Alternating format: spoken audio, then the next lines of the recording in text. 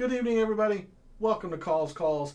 This is the 2025 Rocket Classic Data Dive Show. We have a lot to cover this evening. We're going to take our first look at the forecast for Detroit Golf Club. We're going to take a historical look at Detroit Golf Club and see how or what types of players have traditionally fared well here, some metrics that we want to focus on, and of course the players in the field this week who do well at those metrics. I normally talk about the research that I do for each week on the PGA Tour. I didn't do any of that, or didn't post anything today. I will talk about some of the historical performances of these past champions, but there wasn't a whole lot of consistency among them. But we'll get into that towards the end of the show. Of course, we'll take a look at various parts of the price board and figure out who might be some good plays. And before I forget, also, there have been a lot of field changes, as I thought there would be, coming off the Traveler. So we'll get into all that as well. So let's get into it. All statistics provided tonight and every night are from FantasyNational.com. It is the best golf analytic tool out there for your money. Go check out FantasyNational.com. You will not regret it. In the description of the video, there are links to all the social media. First off, my X and Instagram, where, as I just alluded to, normally I post research every Monday regarding past champions of the tournament, some patterns they all share, players in the field that week who also fit those patterns. Didn't do anything for the Rocket Classic since there wasn't a whole lot of consistency from past winners. But normally, if you want to see the weekly research that I do on the PGA Tour, give me a follow at your preferred social media site. X is also where I place my weekly betting cards and top player usage in the DFS contest I play. That comes out every Wednesday after the DFS Tactics show. So if you want to see the players that I'm wagering and the players I'm using most often in my lineups, give me a follow over at X. And then lastly, for social media, Gabe's handle is in the description. He writes a fantastic article called The Fringe. Really can't recommend it enough. And if you are subscribed to his article, you're going to be able to get his deluxe version, which he sends out early every Wednesday, giving you who he thinks are good values, his projected ownerships, all of that. And make sure you're following him over on social media, because that is where we place our detailed write-ups for the 2025 Picks Challenge. So you don't want to miss out on that either. And lastly, for this intro, we're live. Chat's open. I want to hear from you all. Have you all made any wagers? I certainly fired off a couple of wagers this morning on players at numbers that I liked, and then found out about an hour ago that one of my players that I wagered withdrew. So we'll get into that. But I definitely had a couple of players in mind when I fired off wagers earlier this morning. Who are you targeting? How do you think this course is going to play?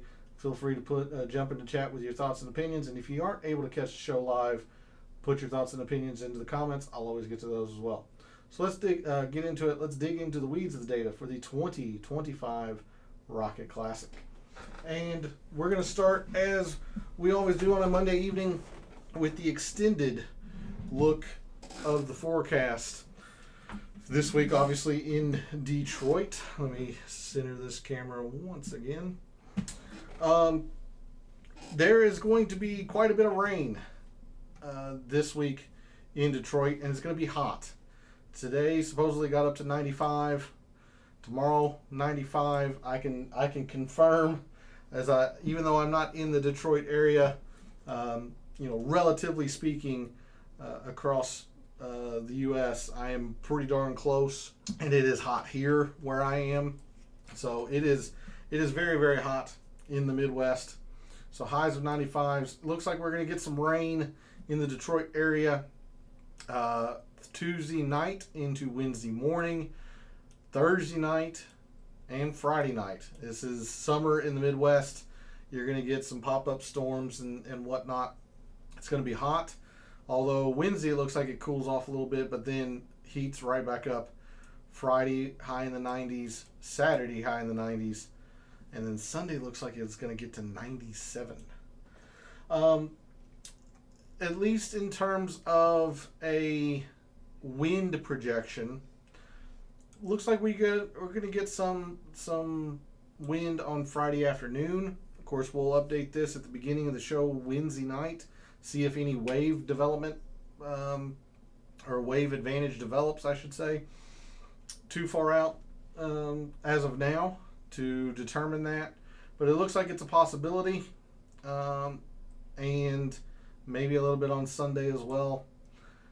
But there's a look at the forecast. It's going to be hot, maybe a little breezy on Friday, but overall, I think the course is going to play like the organizers want it to. So with that, we will move to Fantasy National and the players in the field this week. You see that the DraftKings pricing is up here, that the contests came out today. I've got this set for the last 36 rounds in 2025. But first, I want to talk about the field changes that have happened today. The one player that is not listed, which I was a little surprised by, but Eric Cole is not playing this week. He has withdrawn from the field. Kevin Yu, Charlie Hoffman, and Brandon Matthews. So I'll go ahead and put Cole up here as well. Well, I would. But Eric Cole and these three have decided not to play this week at Detroit. They have withdrawn from the tournament. So, as I was talking about yesterday or last night, this field actually fairly solid for a Rocket Classic. This tournament generally does not attract the biggest names due to its position on the calendar. Players have been through the grind of the U.S. Open, Memorial, Travelers, all these signature events, and they're getting ready to go over to Scotland and England for the Open Championship and Scottish Open and things like that. This tournament generally does not attract the biggest names. Having said that, we have a few big names here this week. Colin Morikawa, Keegan, Patrick Cantley, Hideki, Cameron Young, Siwoo, Tony Finau, who won this tournament a couple years ago. 3 years ago, I should say. Ricky, Wyndham Clark, Matt Fitzpatrick. So some bigger names this week in Detroit. Good evening, Retail. How are you doing this evening? Thanks for jumping in chat. Much appreciated. Look at Chris Kirk. Do you have a way to see how he plays in bad weather? Think he's a sleeper? Yeah, we can absolutely do that. Haven't heard his name yet, and he has a good history. I did mention this last night in the initial research show, and in fact, I'll bring this up right now, that at least Chris Kirk in the past 5 years, and I only go back 5 years. You can agree or disagree with the time frame. I only go back 5 years because so many things change on the PGA Tour. But to your point, he is third highest in strokes gained total. He's been very consistent. He might lack some of the upper echelon or elite finishes here, like wins and top fives, but he's just generally been very, very consistent with a top 15 or two top 15s and the top 20. He's been pretty darn good here. So good observation there. And the only way I'm going to be able to take a look and say bad weather would be this moderate and windy filter. Because there's no filter for, say, like rain. And I'm just being fully transparent with you here. I'm pretty sure, but I'm not 100% confident that windy is designated as sustained winds at 17 miles an hour. I do not know what the moderate cutoff is. And I just look at both of them because I don't know where that cutoff is. But if we look at, say, to the beginning of last year, 2024, and if we look at performance in moderate and windy conditions and search for Chris Kirk, he hasn't been too good. Not in the past year and a half or so in terms of moderate and windy conditions. 106th in this field. Now, if we take a look a more, say, holistic approach, and we can see that in the moderate winds, he's been okay. But windy, it's not his best. He's still been positive, versus the field in all of his other events. But he certainly isn't at his best in the wind. So based on that forecast that we saw at the beginning of the show, I would have maybe a little bit of hesitation on Chris Kirk on at least for Friday, because it looks like it's going to be pretty windy. Then again, we are still 60 some odd hours from the start of the tournament. That forecast can easily change and all that. As far as current form, I mean, he did top 15 the U.S. Open, didn't play the Travelers. He came to the U.S. Open off a couple missed cuts. He hasn't been putting particularly well, but his irons have been pretty good. And I'm generally more trusting in the irons and iron form than I am on the putter. So, interesting case study. Absolutely. Interesting case study. Chris Kirk isn't somebody that immediately jumped off the page to me, but you make some valid points in his course history. The irons, at least the current form, even if he does have a couple miscuts in his past three, the top 10 or the top 15 at the U.S. Open, it's interesting. It's interesting. I don't hate that line of thinking there, retail, but really appreciate the question and jump into the chat, and feel free to jump in with any other questions or thoughts that you have. Absolutely. But as we Kirk for a value play to get different. See, that's the thing. I know I have the at least the DraftKings pricing here. I don't do anything with ownerships until basically tomorrow and into Wednesday. So if he is a unique play, that'll be something I cover on Wednesday night in the DFS Tactics show. Right now, I'm just going and looking at the metrics and the stats. Ownerships be damned. We can make some inferences for sure. Like Colin Morikawa is probably going to be pretty popular. Ben Griffin's probably going to be pretty popular because of how well he's been playing lately. But I try to hold off on making general assumptions like player X is going to be popular until I see it. That's just my modus operandi, if you will. So as we take a look at a couple of things as a light review from last night, and before we dig into a lot of the heavy data regarding Detroit, let's take a look at some performance on Don Ross designs. This is a Don Ross design at Detroit Golf Club.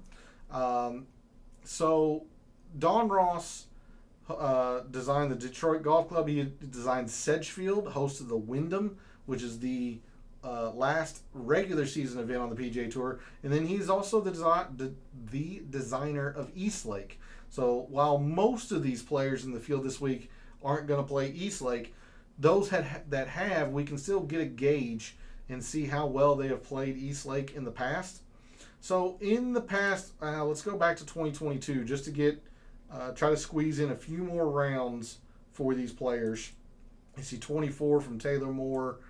Most players have into the teens. It's not as many rounds as I would like, but we do what we can because I don't want to go too far back. Your top performers on Don Ross designs the past few years: Davis Thompson, Cam Young, Adam Hadwin, Luke Clanton, Ben Griffin, Cam Davis, Tom Kim, Wyndham Clark, Colin Morikawa, and Justin Lauer. Do note that Cam Davis, a lot of this is probably his wins here at Detroit, particularly the one in last year. Wyndham, he missed the cut.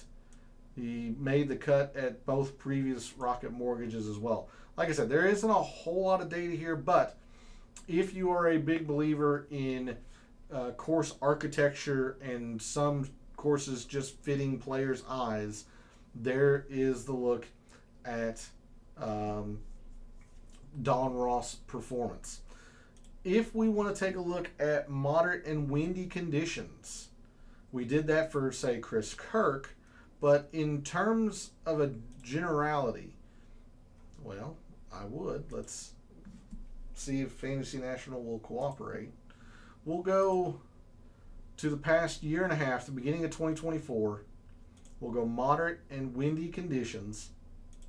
Your top performers in moderate and windy conditions: Colin Morikawa, Hideki, Siwoo, Tony Finau, Alex Smalley, Alex Noren, Harry Hall, Keegan Bradley, Ryan Gerard, and Mac Meisner.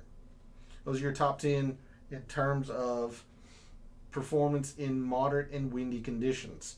Now, I don't know if when you started watching retail, but I started the right after the intro. I basically started the show proper by showing the players that haven't or that have withdrawn.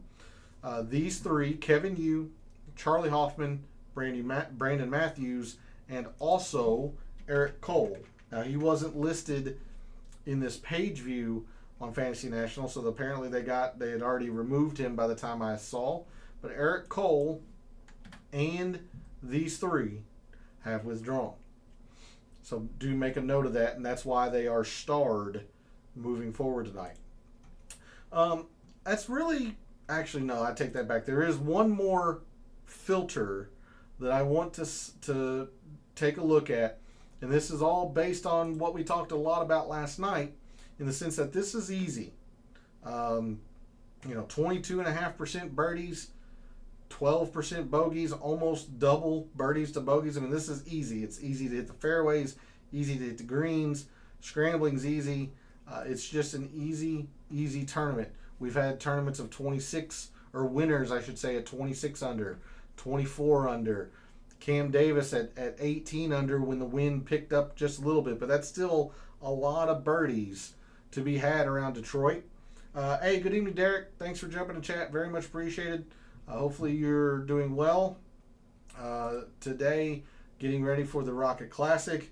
This course is, I would consider, a birdie fest. I was just mentioning that to another viewer who was in chat. I would consider this a birdie fest. Like last year, we'll go like last year. Rain and a little bit of wind kept the scoring down. Cam Davis at 18 under, but Ricky at 24 under. Three players got up to 24 under. 2 years ago, Tony Finau blitzed this course at 26 under. Cam Davis, I believe, was 18 under. Bryson, 23 under. Like, there are a lot of birdies to be had around Detroit Golf Club. So I would consider this, one, a birdie fest, and two, a putting contest. I've had a couple of beers getting ready for another week. Amen to that, I suppose. I don't partake, but all the power to you. So Harry Hall had a hard start this season. Could this be his week? I'll tell you what, Retail, I didn't get much right for the Travelers last week, but the one player I did get right was Harry Hall. I was really, really banging the drum for Harry Hall last week. He finished as T9. It's one of the few things I got right. I do like Harry Hall moving forward, because this is about when he won last year, even though it was an alternate field event at the ISCO. This is seemingly his style of golf, these birdie fests where you go low. You got some forgiving fairways, because he's not the most accurate off the tee, and he's definitely a good enough putter to win. What do we change with our strategy when it's a birdie fest? Is it more random with our player pool? It's a very, very good question. There are two ways to go about it.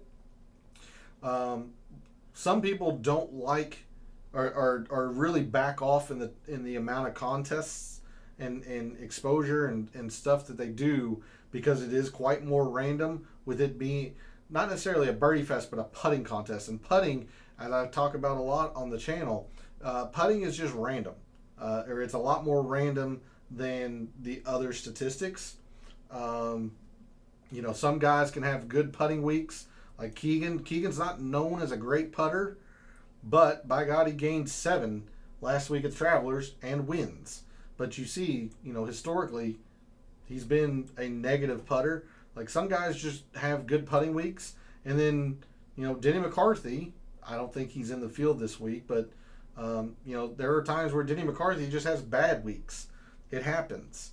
And putting's a lot more fickle of a statistic than, say, approach, especially approach, even off the tee a little bit more. So, you can like a lot of people back off. I don't know if I would fade the chalk per se.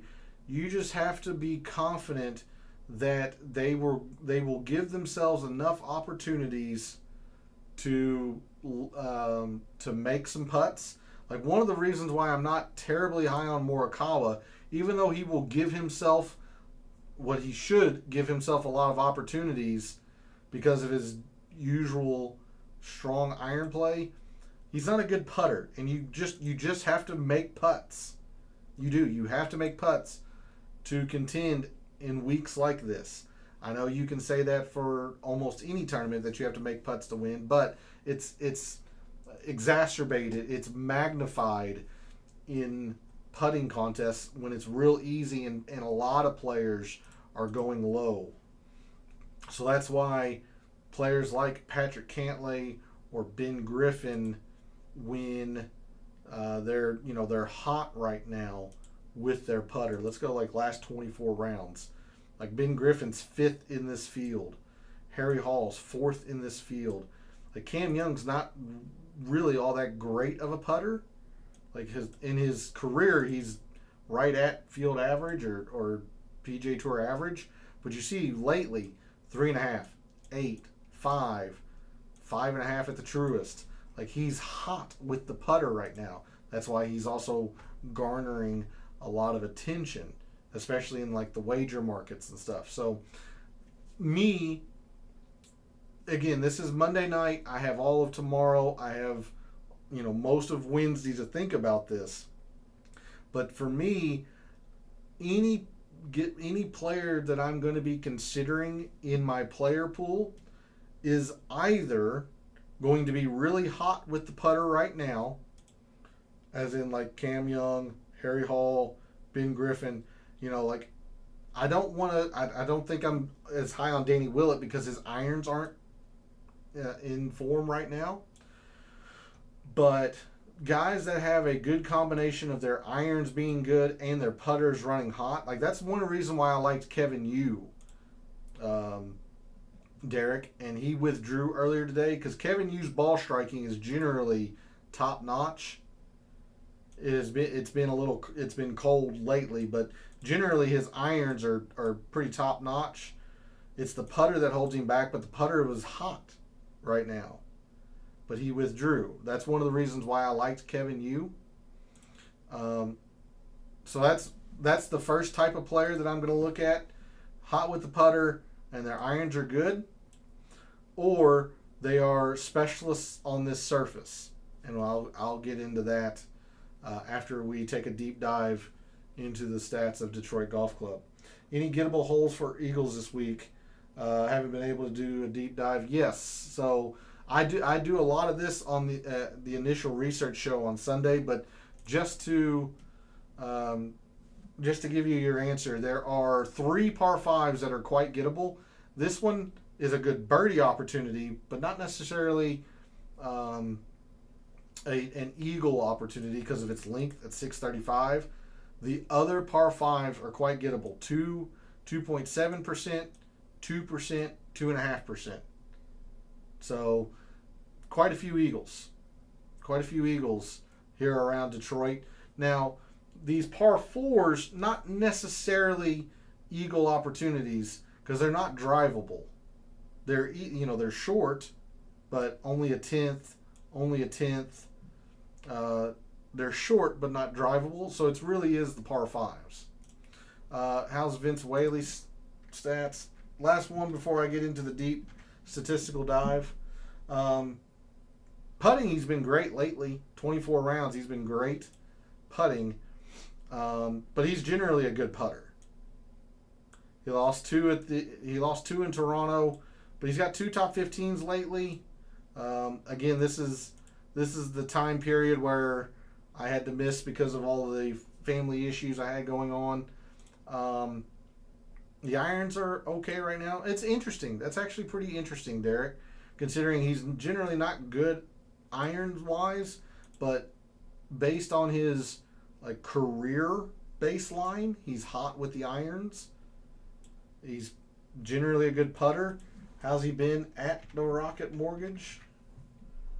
One top 20. I don't know. It's interesting. Not somebody that really jumped off the page to me, but I don't hate it. All right, so a lot of really good questions. Feel free to keep them coming. If I don't get to them all, I apologize, but there are certain things I want to make sure I cover for everybody. So on Twitter, Thor Bjornsson, wrists feeling good by Ron Kloss. Yeah, Ron Kloss is a very, very, very good follow. I do not know his handle off the top of my head, but very, very good follow. And I highly recommend it. Absolutely. All right. We're starting to talk a lot about types of players and stuff like that. So let's go to Microsoft Excel and let's really dig into Detroit Golf Club and see what plays well year over year here. So you see that this off the tee is a little bit inconsistent. 1.1. Now the around the green doesn't matter at all. It really comes down to putting, and honestly, this is a pretty darn low outlier. You remove that, it's right on par with the approach. But again, the approach year over year, especially the last 3 years, has been very, very important. And if we compare Detroit against other full field course averages, you can see approach is actually 16% more important here than the average full field course. Putting slightly less. I'm a little bit surprised to see off the tee be so far negative, I guess is the best way to put that. But again, if you remove this low outlier, that's going to rise to about PGA Tour average. I'm going to be focused on a lot of the approach. We're definitely not going to ignore the putting. I don't know how I feel about off the tee yet. We're going to ignore around the green this week. I don't think around the green is going to matter at all. These greens are easy to hit. Scrambling is easy around Detroit if players miss the green. But if players are scrambling for pars, this isn't the U.S. Open. It's quite the opposite. This is really easy. So if players are getting pars, they're going to be run over this week. You have to get birdies. So I'm going to be looking at a lot of approach, a lot of putting. Still not decided on off the tee. We look at distance. I don't want you to fall into the trap this week that you have to play all of the bombers. You look at the past winners, Bryson, Tony Finau. I mean, even Ricky doesn't get enough credit for how well he moves it off the tee. Cam Davis moves it off the tee. Don't fall in love with feeling like you have to play the bombers, because you don't. In 2020, the second year of the Rocket Mortgage, distance was a huge factor. But look, year over year, generally speaking, it has declined in its importance. If we remove this, huge outlier, distance, while it's still 38% more, it is on the decline here at Detroit. Instead, even though these fairways are easy to hit, again, I remove that because it is a humongous outlier. Instead, it's really kind of about fairways. So this, seeing distance and fairways gained being such high numbers, gives me a lot of pause on why this off the tee number is so low. That's why I'm really thinking about factoring in some off the tee. I think distance will help, but I don't want you to think you have to play the distance players, the bombers. It can help. Instead, I think we're going to be looking at a different style of quote-unquote bomber. I don't want you to be thinking just of bombers off the tee. I want you to be thinking of good long iron play for the reasons that you kind of alluded to, retail earlier in the show. It's about these par fives, and I'll get into that. But looking at driving distance and fairways, so that's why I'm thinking off the tee is going to play quite a bit. I know this greens number is pretty big, but greens are kind of, they're easy to hit here. And this is a pretty darn huge outlier. If we remove that, starts coming down quite a bit. So, I don't know. In the scoring categories, it's pretty easy. A lot of eagles the past couple of years, but you are looking at a lot of birdies. Birdies, birdies, birdies, birdies. Now, the bogey avoidance rose last year because we had some bad weather, and we'll really kind of narrow in on that Wednesday when the forecast is hopefully settled. But we're going to be looking at a lot of birdies. Birdies gained, birdies are better gained. If there was a drivable par 4, I might actually look at eagles, but I think we're just going to be looking at birdies or better gained. Moving into the par 3s, 4s, and 5s, Google said there was bad weather in 21, hence the bad numbers. Might consider that. I mean, that's fine. I know there's rain in the forecast overnight, pretty much every night, Wednesday night into Thursday, Thursday night into Friday.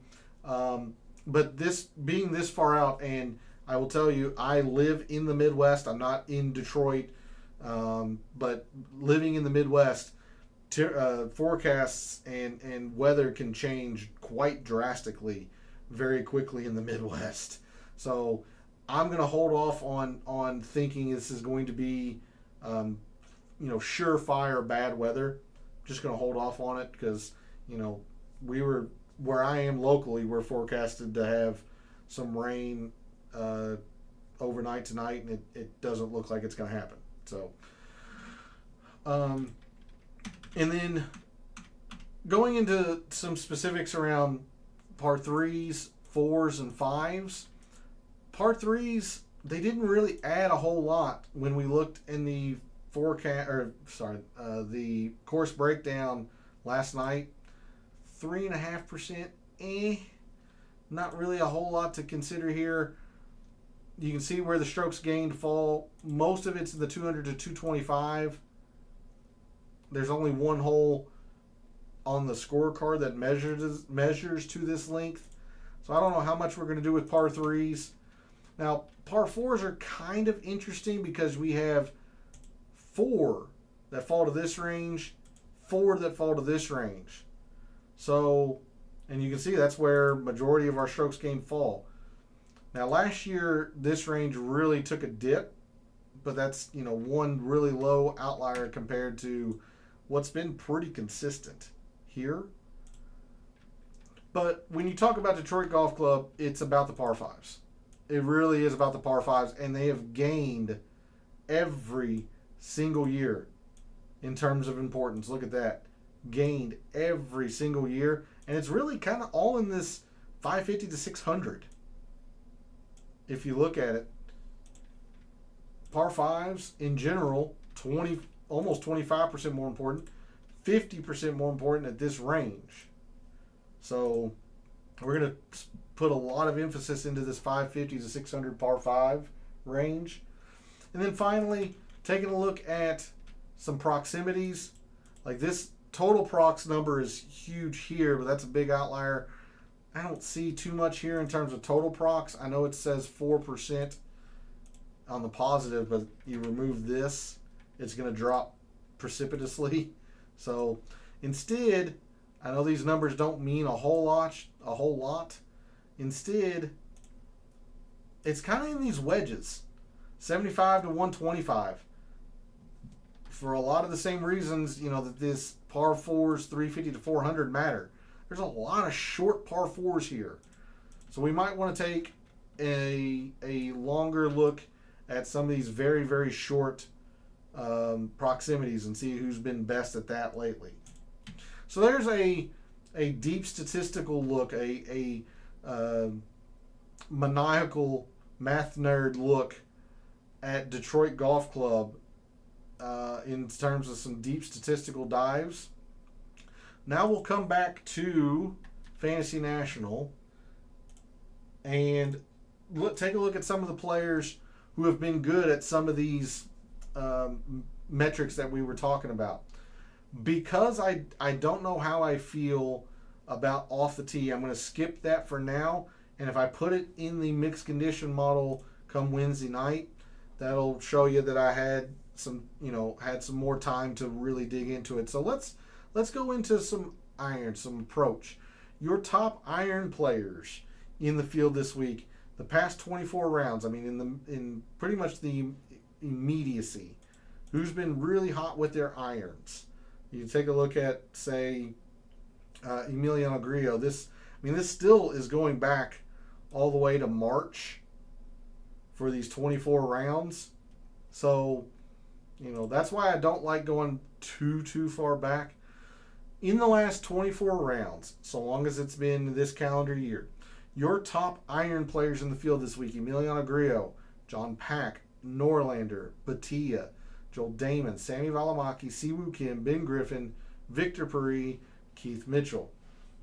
We did this for putting, but I'll go over it again. Danny Willett, Cam Young, Sam Ryder, Harry Hall, Ben Griffin, Snedeker, Zach Johnson, Vince Whaley.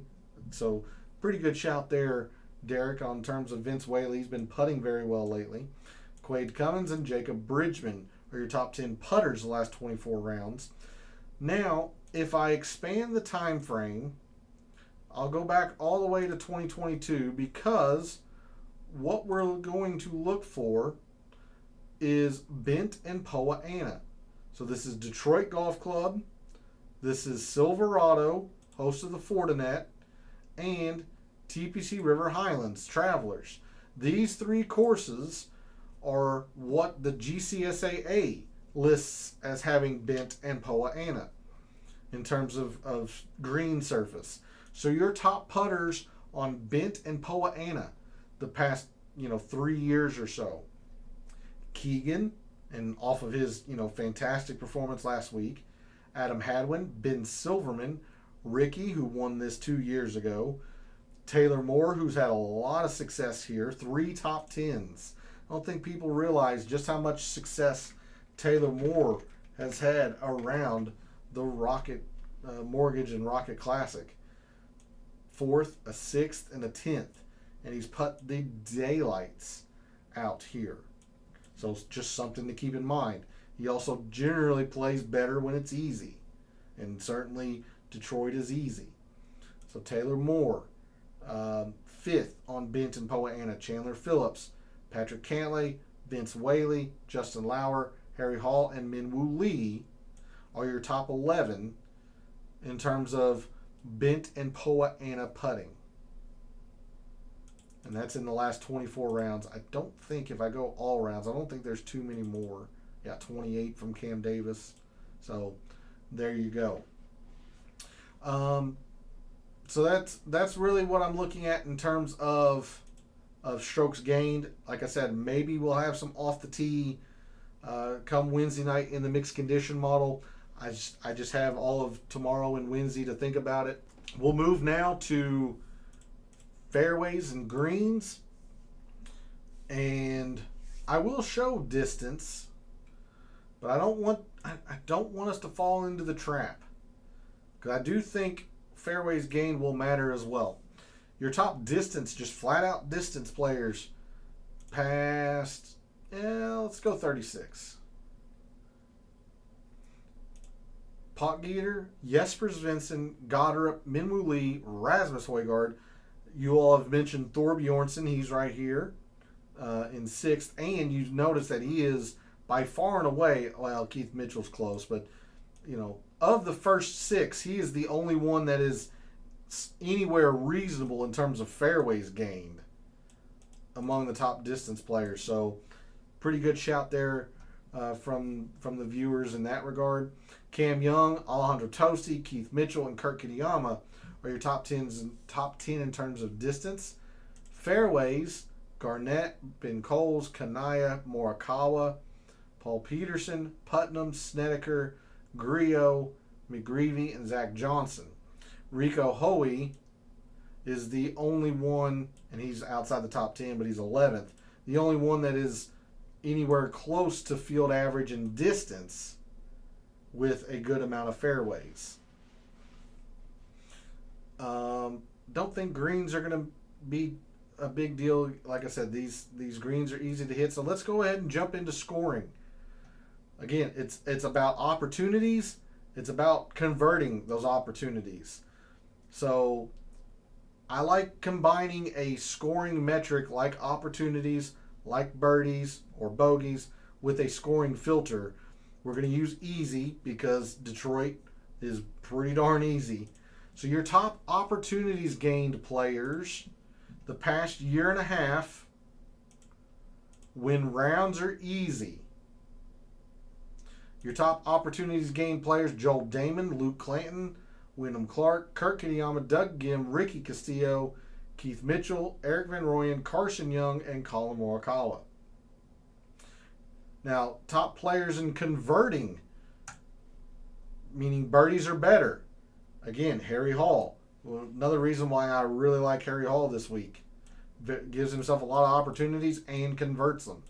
Luke Clanton, somebody I talked about last week. He didn't play as well as I was hoping, but this, again, feels like a pretty good spot for Luke Clanton. Siwoo, Joe Highsmith, Colin Morikawa, Akshay, EVR, Chan Kim, Jesper Svensson, Stefan Jaeger, your top 10 in terms of birdies or better gained. We'll go to proximity, and we're going to be looking at some wedge proximities. So we're going to be looking at these last two right here. I'm going to sort on total procs, but I'm mainly focused on the wedge proximities, 75 to 125. So even though Joel Damon's first in total procs, like, he really has struggled with the 75 to 100. So somebody like Emiliano Grillo here, 6th and 13th. Jackson Suber, 1st and 3rd. Matt Kuchar, 12th and 14th. Henrik Norlander, 20th and 5th. But we also don't want to ignore the 200 plus because of the par 5s. So it'll be interesting how the mixed condition model gets made this week, because we want to make sure we have enough par 5 looks. Because if we go back to the breakdown, like, the majority of approach shots here actually come from 200 plus, but that's because of the par 5s. Against the PGA Tour average, it's more so 75 to 125. So it's really tough to say. It's a good mix of wedges and then attacking these par 5s. So your top 200 plus procs players as well: Gerard, Damon, Matt Fitzpatrick. Like, Fitzpatrick would be somebody, like, he's been awful in the mid-iron range, but 200 plus and his wedges, he's been great. So that, in theory, means he's set up pretty well for Detroit. Hoffman has withdrawn. That's why he's got a star. Batia, Shank, Kitayama, Hideki, Jeremy Paul, and Jackson Suber. 10th and 200 plus, 1st and 3rd in the wedges. Pretty darn solid. Pretty darn solid there. Anybody else that catches my eye? Another reason why I kind of like Kevin Yu, he was pretty solid at all of these, at all of the proximities. Yeah, Kevin Roy maybe. Nothing elite, but is solid at the 200 plus. Solid with the wedges. Okay. Yeah, maybe Michael Kim. Although Michael Kim hasn't done very well here in Detroit. But he's also playing much better this year than in years past. But you can see his tournament history is rather atrocious, to be quite honest. 3 missed cuts and a 52nd. Like I said, he's also playing much better now.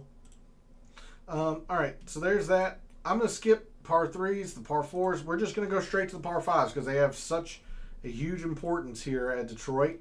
Your top par 5 performers from 550 to, or par 5s 550 to 600 this calendar year: Davis Riley, Siwoo, Nikolai Højgaard. Once again, two-time champion here, Cam Davis. Might not be playing very well, but this is something he is very consistently good at. Is 550 to 600 par fives.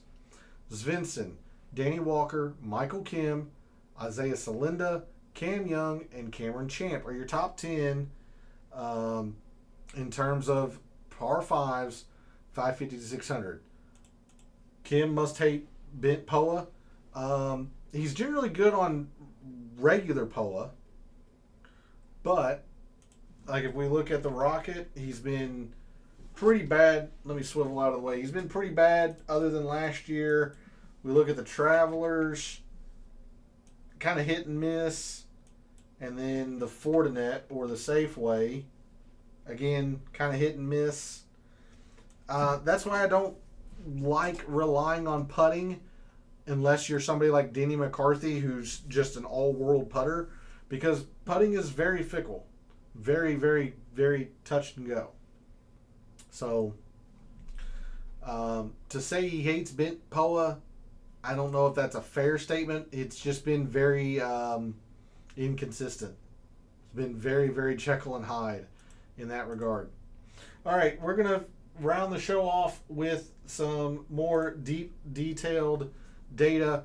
And then, even though I didn't post any research to social media, I'll show you what I would have posted. It's just not much. It's not much to go on. The winners here at Detroit have been fairly erratic in terms of what they have done consistently well. All right, so this is performance at Detroit Golf Club. So you see Morikawa has played here one time. He gained 6 on approach. He even gained 3.5 putting. Cameron Young's played here twice with an average finish of 4th. You see Cam Davis, 2-time winner here. He has averaged 3.3 on approach in his 5 tries. So in total, 3.3 times 5 is what, like 17.1 or so? Like, he's been very, very good with the irons here. Putt well. So at Detroit Golf Club the past 5 years, if we sort on these particular metrics, your top iron players past 5 years, specifically at Detroit. Again, Morikawa, Dunlap's only one time. We get to players who have played it consistently. Cam Davis is your number 1 iron player at Rocket Mortgage, at Detroit Golf Club.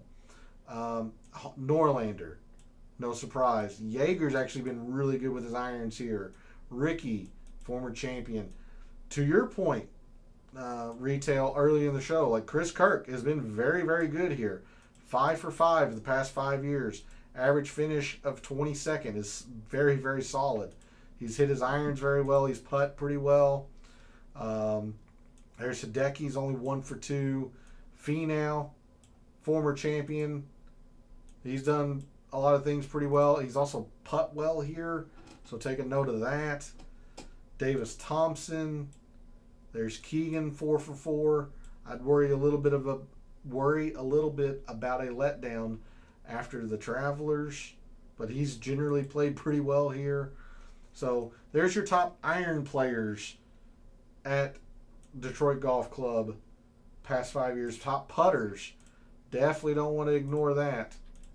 Your top putters, Taylor Moore, 3 for 3. All 3 are top 10s.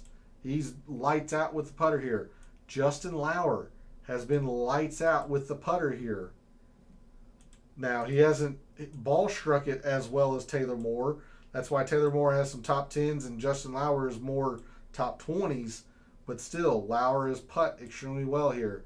Hadwin, no surprise. He's a very good putter in general. Dylan Wu, 2 for 3. Kisner, 2 for 4. Zach Johnson hasn't done much other than putt, but he's putt very well. Cam Davis, Vince Whaley, even Siwoo, 3 for 3.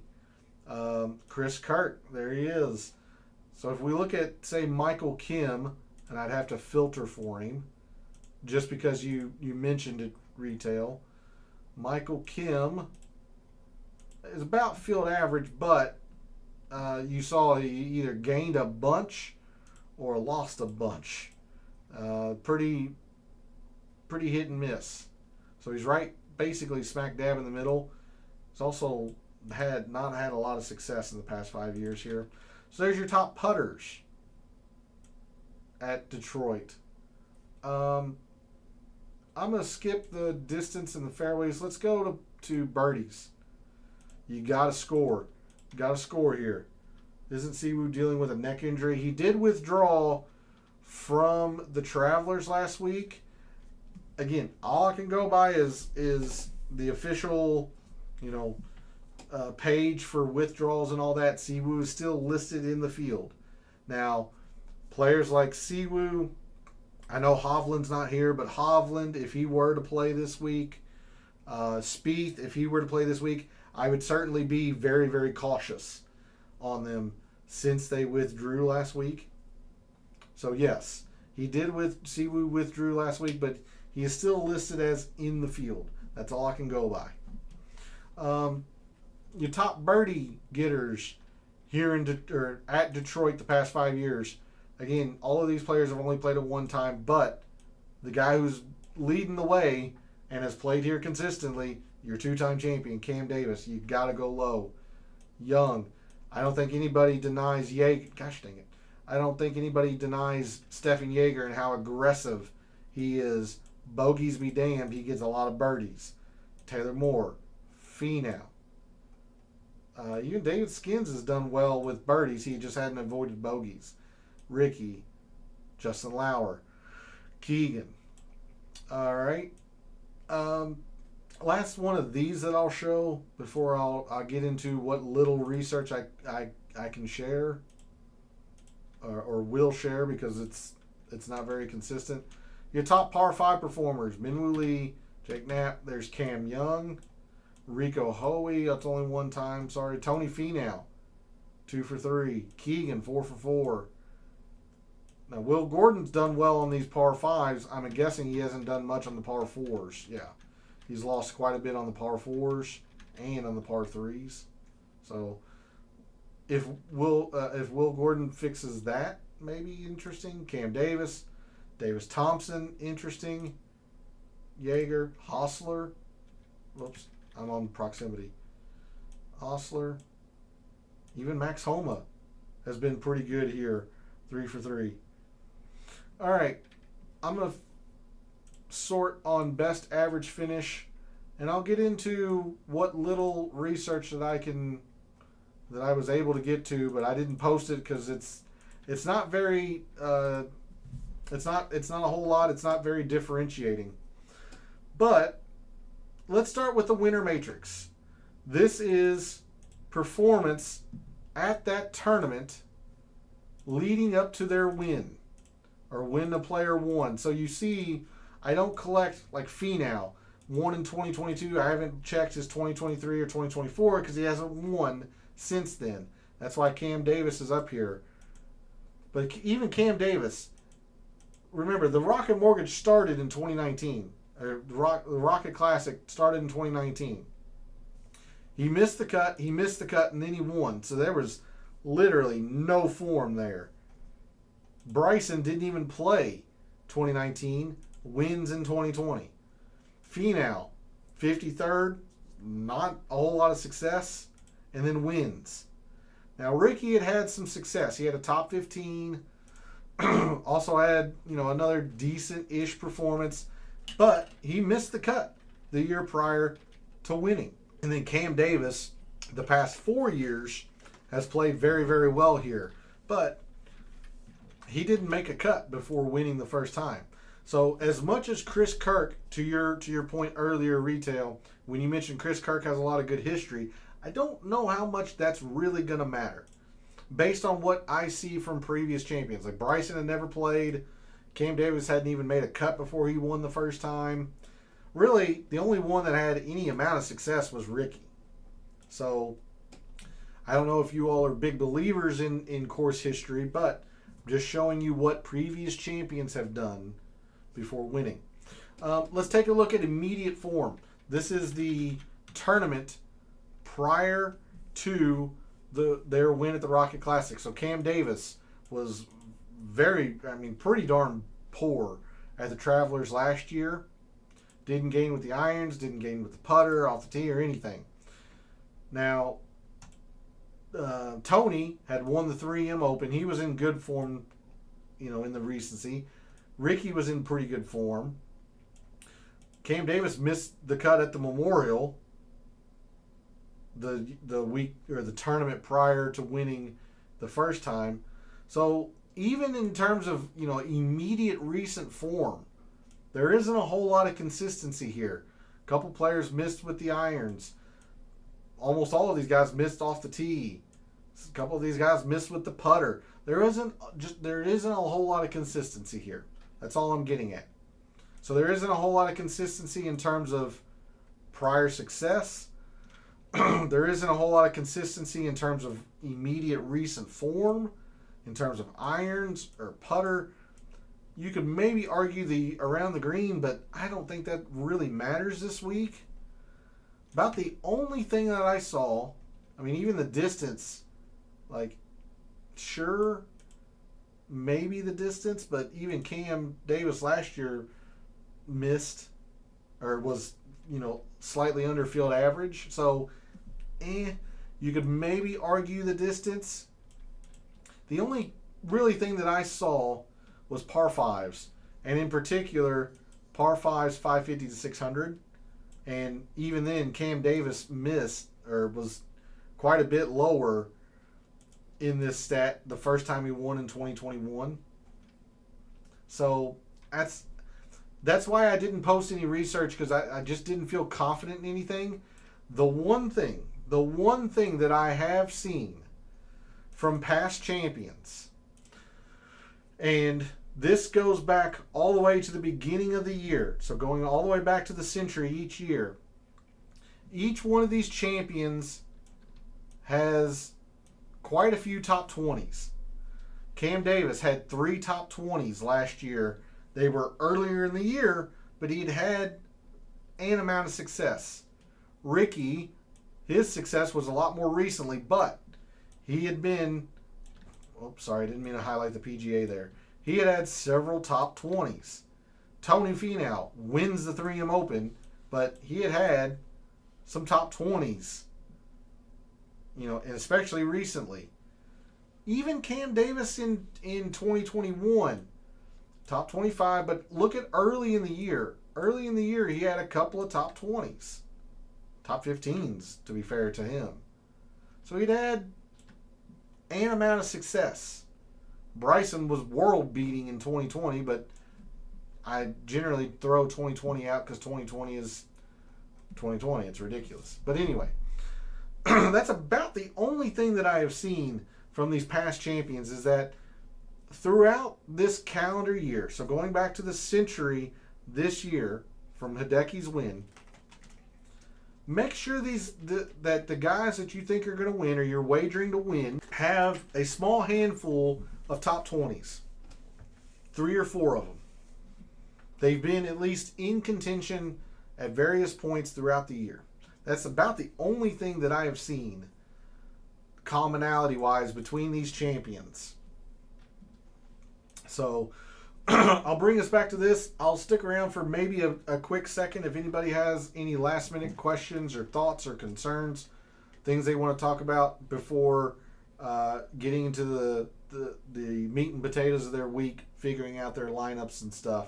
I certainly fired off a couple of wagers earlier today, and this just has been the way things have gone for me lately. One of the guys that I wagered ended up withdrawing. I wagered Kevin Yu. He was 55 to 1, I believe. He was 50 or 55 to 1 when I fired him off, and then found out that he withdrew because I liked Kevin Yu quite a bit this week. Back to the drawing board in that regard, but I do have 2 win wagers out there right now. Probably add 1 or 2 tonight after going through some of these things with you. And then starting tomorrow, I'll start digging in the DFS.